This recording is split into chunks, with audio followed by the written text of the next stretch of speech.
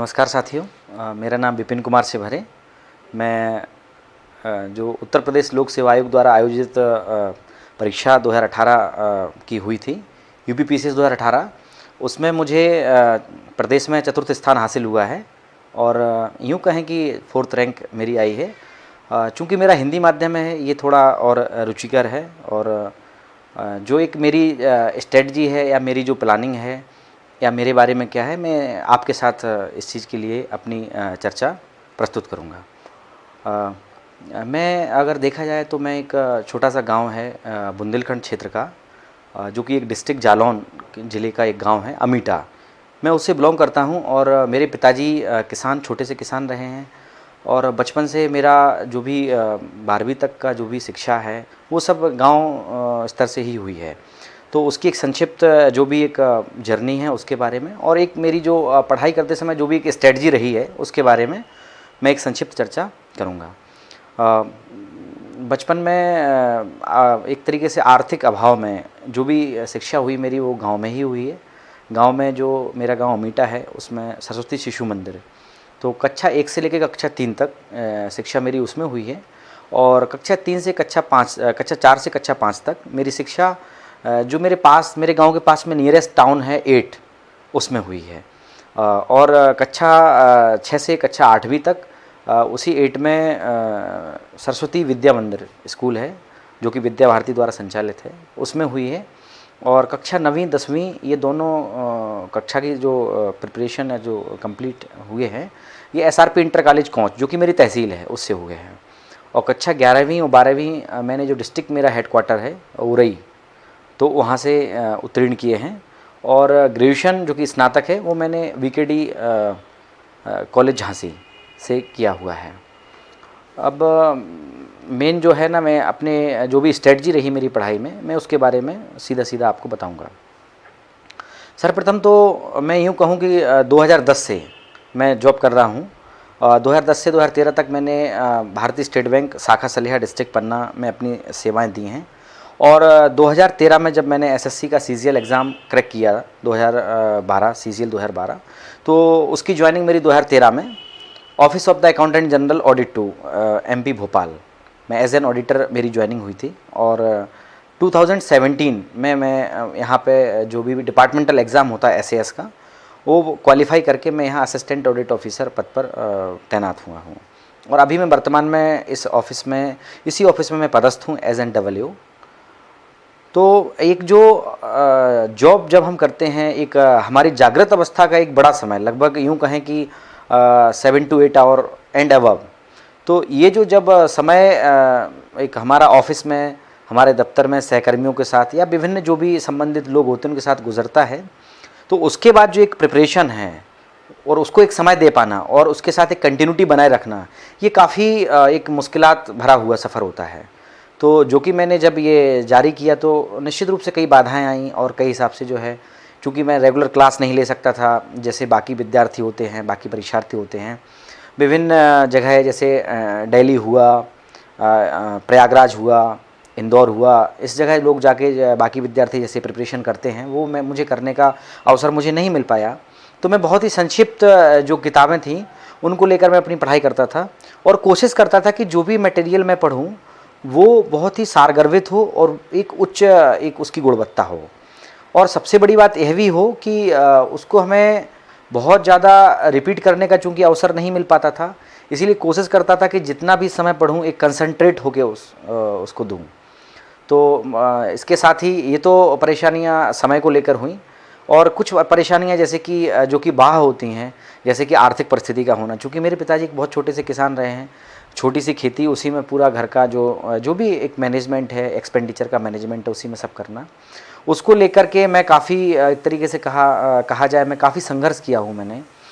तो मैं यूँ कहूँ कि जब मेरी जॉब 2010 में जब एसबीआई में लगी, तो उसके पहले मेरे घर में वास्तविकता में कहा जाए स्थिति यह थी कि यदि जॉब समय से शायद ना लगती तो मेरी जो खेती है, जो कि बहुत छोटी सी ज़मीन थी, वो शायद बेचनी पड़ जाती पिताजी को। तो मैंने उस ज़मीन को बचाए रखने का एक थोड़ा सा मन में था कि खेती ना बेची जाए, क्योंकि वही एक आय का मात्र साधन था। तो मैंने जस्ट 12th पास करने के बाद ही उसको जो इस एग्ज़ाम को क्रैक किया था, एसबीआई जो कि कंडक्ट कराती थी उस समय, और एक क्लरिकल पोस्ट मुझे मिली हुई थी।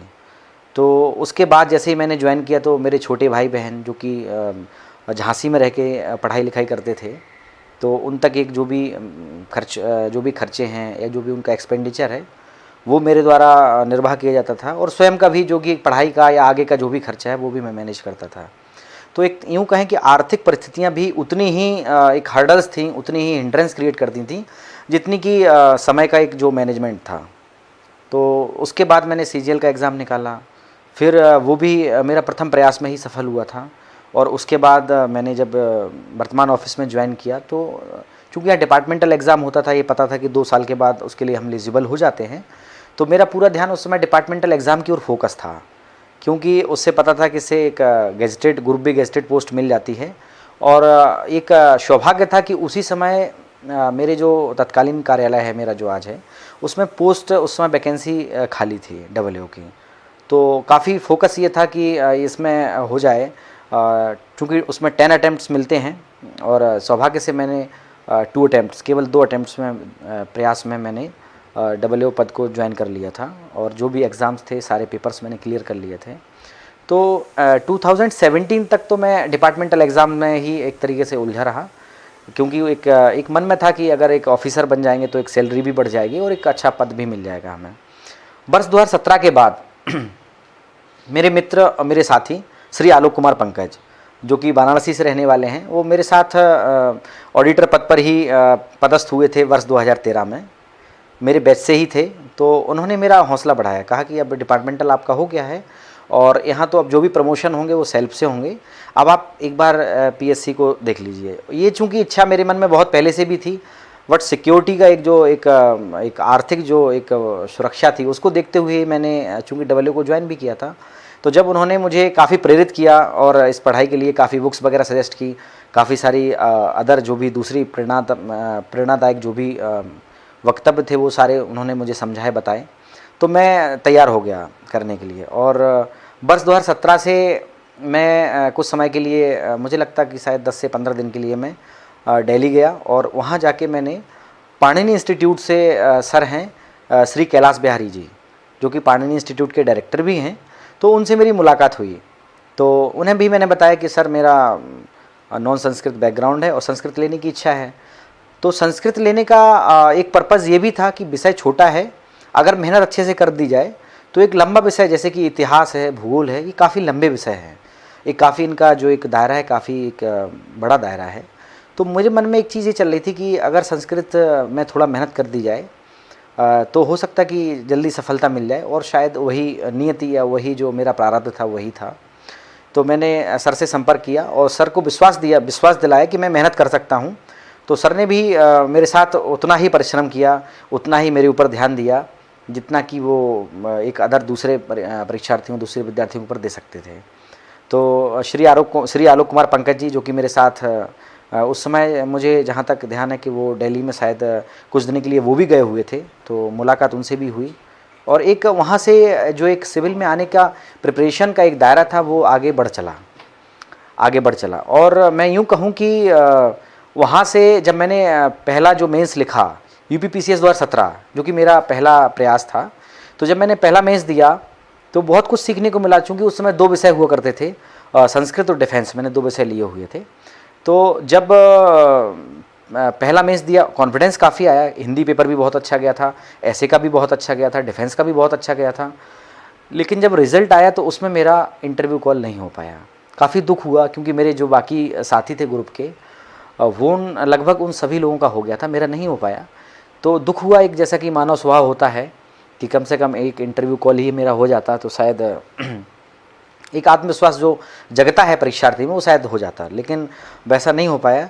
तो जो उस रिज़ल्ट आने का जो एक टाइम था उससे लेकर और यूपीपीसीएस 2018 और उसके मेंस तक का जो एक समय था, उस समय को मैंने लगभग, मुझे जहाँ तक याद है कि 70 to 75 डेज़, लगभग 2.5 महीने का लगभग टाइम था।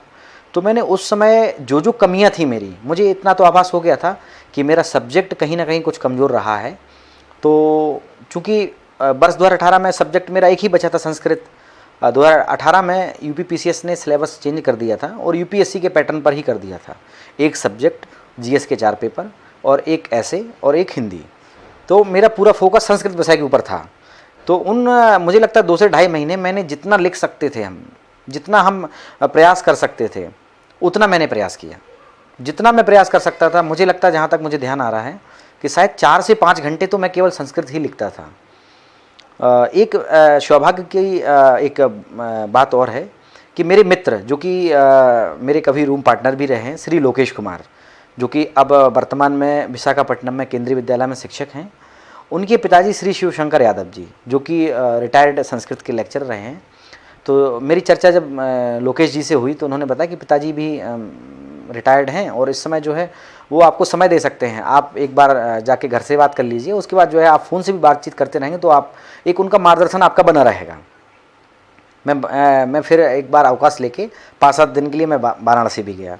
तो चूँकि आलोक जी वहीं से वाराणसी से रहने वाले थे, और भी मेरे साथी से विश्वपाल सिंह और रामकिशन भारद्वाज, गौरव मौर्य, ये भी मेरे जो ग्रुप के साथी हैं वो वाराणसी से रहने वाले थे। तो उनसे भी मुलाकात हुई। और जो मेरे मित्र के पिताजी श्री शिवशंकर यादव जी, उनसे भी मैंने बातचीत की और सारा जो कुछ अपना जो भी एक पॉजिटिव पॉइंट्स और जो भी नेगेटिव पॉइंट्स थे सारे उनसे चर्चा किया। तो उन्होंने भी एक जो भी जहाँ लगा उन्हें जहाँ सुधार की आवश्यकता थी। तो यूँ कहें कि संस्कृत विषय को लेके मेरे 2 गुरुजन रहे हैं।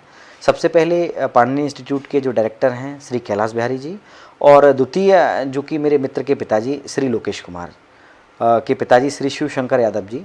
तो दोनों लोगों ने यथासंभव यथास्थिति मुझे संस्कृत में परिपक्व बनाया और उसका जो भी रिज़ल्ट है वो आप सबके समक्ष है।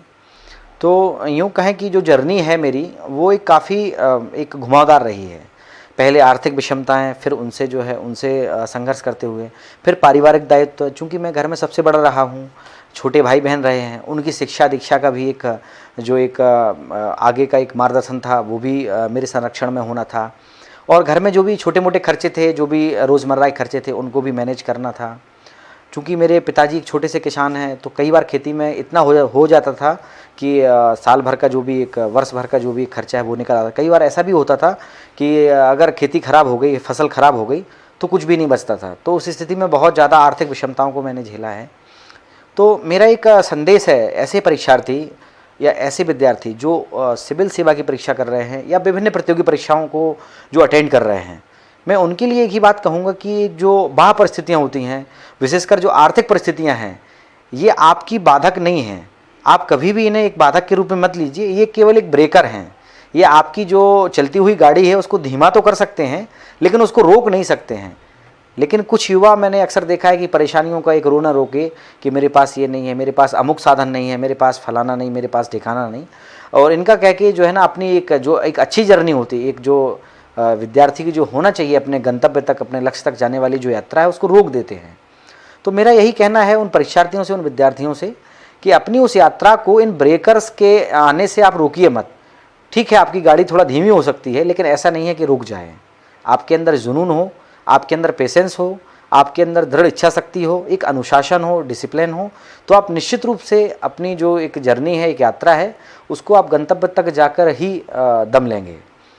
तो मैं आखिरी में जो भी परीक्षार्थी विद्यार्थी मुझे सुन रहे हैं, मैं एक बात उनसे कहना चाहूँगा कि 3 से 4 मंत्र जो कि मुझे अपनी लाइफ में जो कि मैंने देखे हैं और जिन पे मैंने अमल किया है, मैं वो बताना चाहूँगा। सबसे पहले तो मेहनत एक ऐसा माध्यम है कि जिससे सब कुछ संभव है। कर्मण्डे बाधिका रस्ते माँ फलेषु कदाचन, जैसा कि गीता में, श्रीमद् भगवत गीता में भी कहा गया है कि आप कर्म कीजिए, फल की इच्छा मत कीजिए। फल तो ईश्वर आपके कर्मानुसार दे ही देगा, और आज नहीं देगा तो कल देगा। ईश्वर भी एक प्रारब्ध नियति के रूप में आपको फल देने के लिए बाध्य है। बस आप एक लगन, एक धैर्य और एक कड़े परिश्रम से आप अपने लक्ष्य की तरफ जुड़े रहिए। आप निरंतरता बनाए रखिए। अपनी जो अध्ययन है उसमें भटकाव मत लाइए, एक निरंतरता हो, एक उसमें रुकावट ना हो। अधिकांशतः हमने देखा है, जैसे कई बार जनरली ऐसा मेरे साथ होता था, प्रैक्टिकली मैं आपको बताऊं कि घर में कोई आ गया या घर में किसी को हॉस्पिटल ले जाना या कुछ ऐसी परेशानी है, तो उस दिन जो भी समय मुझे बचता था, जैसे सपोज़ करो प्रतिदिन मुझे जैसे 6 से 8 घंटे पढ़ना है, तो यदि उस दिन समय नहीं मिल पाया तो मैं 1-2 घंटे ही पढ़ के काम चला लेता था, लेकिन रोकता नहीं था। यदि उस दिन जो भी टाइम मुझे मिला, 2 घंटे, 3 घंटे, 4 घंटे, 5 घंटे, जो भी मिला मैं पढ़ता था। क्योंकि मुझे एक बात बहुत अच्छे से पता है, यदि मैं पढ़ाई को ब्रेक दूंगा तो फिर जो पढ़ाई अपने रिदम में आती है उसमें बहुत टाइम लग जाता। तो मैं परीक्षार्थियों से एक बात बोलूँगा कि आप किसी भी कीमत पर अपनी पढ़ाई में एक रुकावट मत लाइए, एक जो ब्रेक है वो मत दीजिए। दूसरी बात मैं बोलूँगा कि पहला दामन आप मेहनत का थामिए, दूसरा दामन आप जो है पेशेंस का थामिए। पेशेंस मतलब धैर्य, क्योंकि जब एक सिविल एस्पायरेंट जब होता है और एक सिविल एग्ज़ाम की जब प्रिपरेशन होती है तो उस एक अनिश्चितकालीन यात्रा होती है। कई बार होता है कि हमारी मेहनत और हमारा जो भी एक मार्गदर्शन है, गुरुजनों का जो मार्गदर्शन है, वो एक जब सही दिशा में आगे बढ़ जाता है तो सफलता बहुत जल्दी मिल जाती है। लेकिन यदि कहीं कोई छोटी मोटी कोई त्रुटि अगर रह जाती है तो जर्नी थोड़ी सी लंबी हो जाती है। तो उस स्थिति में जैसे मुझे पहले प्रयास में सफलता नहीं मिल पाई, यहाँ तक कि मेरा इंटरव्यू कॉल भी नहीं हुआ था, तो उस परिस्थिति में मैंने पेशेंस रखा, धैर्य रखा। जब रिजल्ट आया तो मैं काफ़ी दुखी था, लेकिन मैंने अपने आप को 1 से 2 दिन में बहुत तेज़ी से रिकवर किया और फिर से उसी जोश, उसी जुनून के साथ मैं फिर से अपनी पढ़ाई के लिए फिर से तत्पर हो गया, जिस जुनून से मैं उसके पहले तैयारी कर रहा था।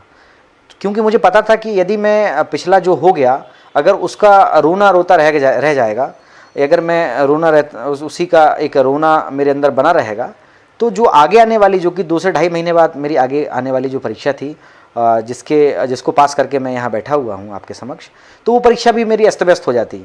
तो मैंने बहुत जल्दी 1 से 2 दिन में बिना समय बिताए मैंने रिकवर किया और एक जो पेशेंस था उसके साथ मैं फिर से अपने लक्ष्य की तरफ फिर से बढ़ चला।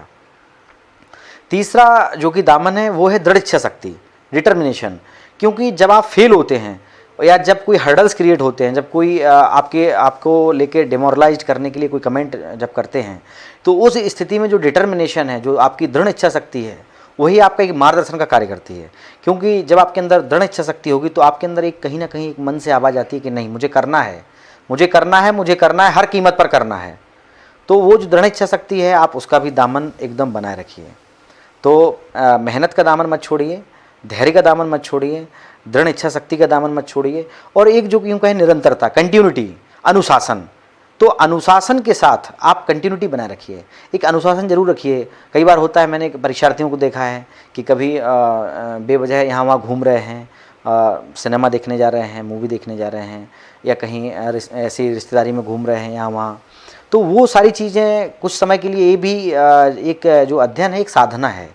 तो कुछ समय के लिए आपको इन चीज़ों से, जो कि आपको आपके मार्ग से भटकाने का काम करती हैं, आपको इन सब चीज़ों से थोड़ा सा आपको दूर रहना पड़ेगा।